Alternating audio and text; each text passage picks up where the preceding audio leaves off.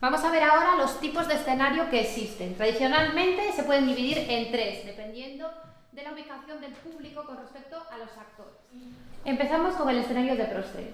En este escenario el público se sitúa frente a la escena, es decir, el público ve de frente a los actores y todo lo que van a representar en el escenario. Tiene la ventaja de que contribuye a aumentar la ilusión teatral. Al mismo tiempo tiene la desventaja de que existe contribuimos a la ilusión teatral.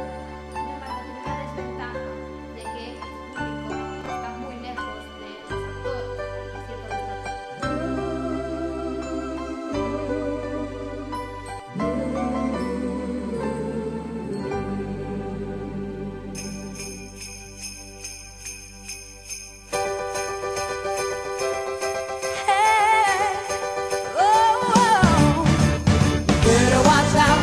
You better not cry, better not cry, I'm telling you why.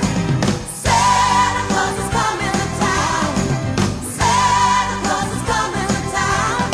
Santa Claus is coming to town.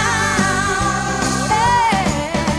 He's making a list, he's checking it twice. He's gonna find out who's naughty or nice. Santa Claus is coming to town. Santa Claus is coming to town. Santa Claus is coming to town. Yeah, he sees you when you're sleeping. He knows when you're awake. He knows if you've been bad or good, so be good for goodness sake. Oh, you better watch out, you better not cry, better not pout, I'm telling you why. Santa Claus is coming to town. Santa Claus is coming to town. Santa Claus is coming to town.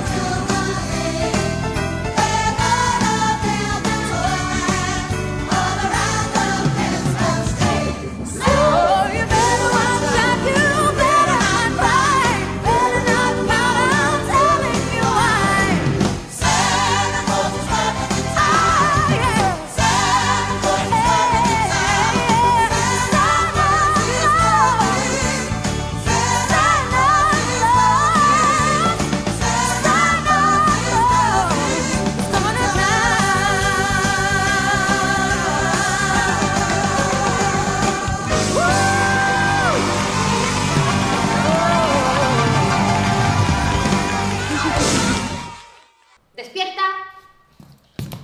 Oye, despierta, ¿qué haces dormido?